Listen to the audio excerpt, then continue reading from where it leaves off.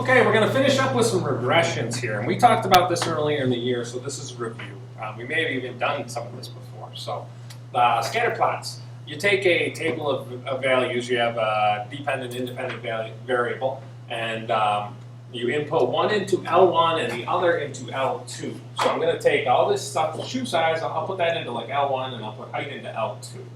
Okay, and then I'm going to do this with the calculator. To access the statistics menu, you hit the stat button. So stat, all right? And then go to edit, edit lists. You can hit 1 or enter. If there's stuff in here, remember, you arrow up, press clear, and down. Okay, and then back over to L1 here, arrow up. Don't press delete. You'll wind up deleting that list, okay? So do not press delete that, all right? And then I'm going to put these into L1 and L2. 10.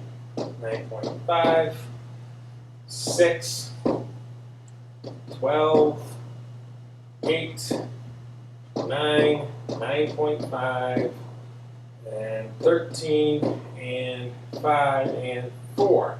All right. Now this is not a frequency table. This is a second variable. So I'm not going to do one variable statistics with this. I'm not going to find the mean or standard deviation on this. What I'm going to do is I'm going to try and come up with a model to make predictions about someone's, if you give someone's shoe size, you can predict how tall they will be, okay?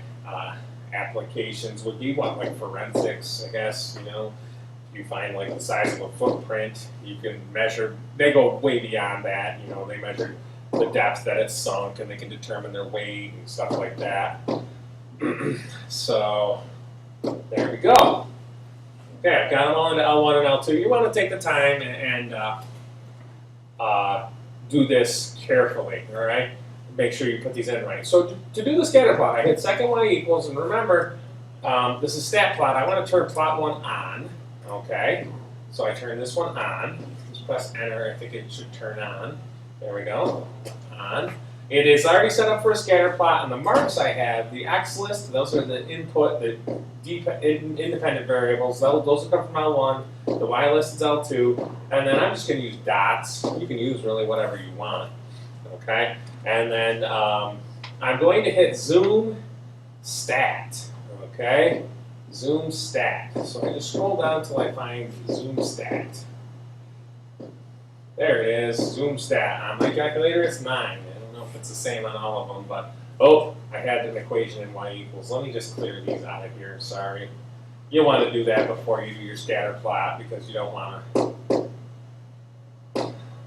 kind of muddy the waters at all. And then just go ahead. Now once I hit zoom stat once, it'll stay on the same menu, same window. Okay, and there you go. You can see your data is right there. So then you just kind of copy it the best you can, right? Right, and this is an art class, you know, do the best you can. As long as it's a reasonable approximation of the data that is there. I think that's about it right there. Okay, I'm gonna have to have my window settings, my X and my Y, and remember I get this right off from window. X min 3.1 to 13.9. And the Y values 56.79. to 74.21. Okay, and that's how I can do a scatter plot like that. All right, and I've kind of gone all the way down through these already. If you want to take the time and jot down those keystrokes there, you can. Okay, line of best fit.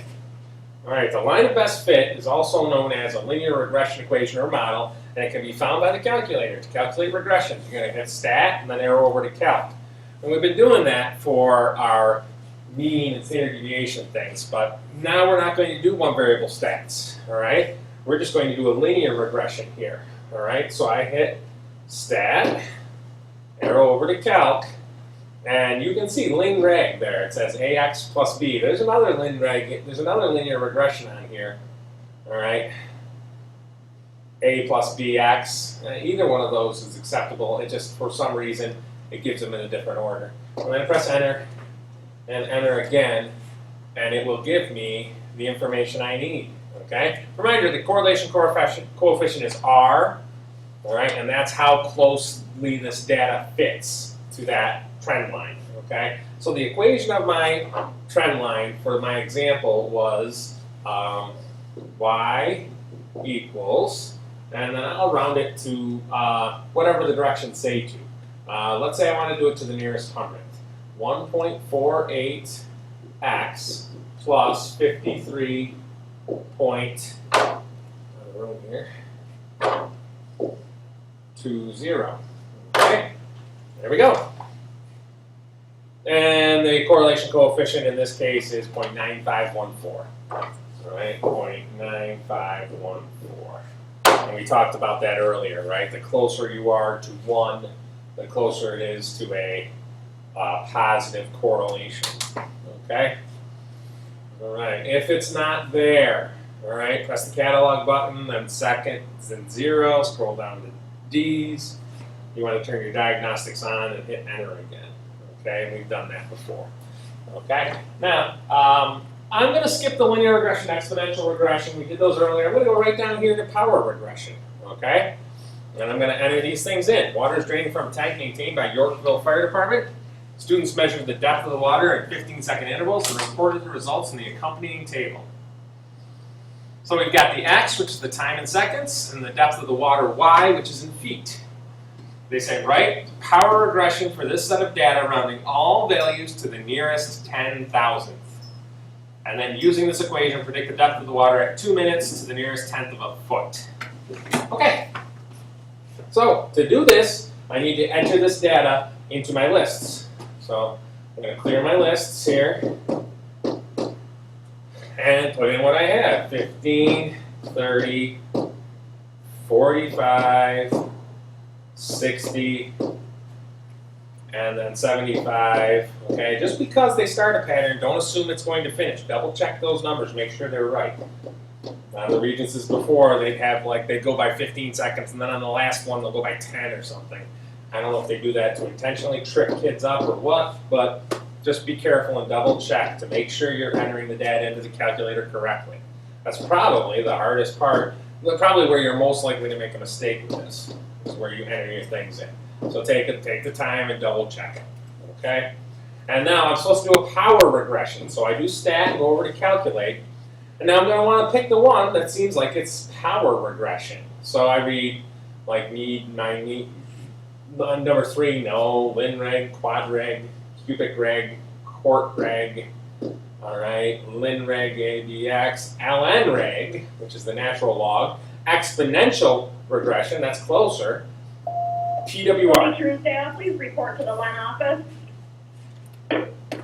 Power reg, right, and that's A, so I just go till it's highlighted, I hit enter, and enter again, and it shows me the form that I need to write it in. See that? Y equals A times x raised to the b. It's going to be y equals 42 point, I'm going to stop and see, rounding all values to the nearest 10,000.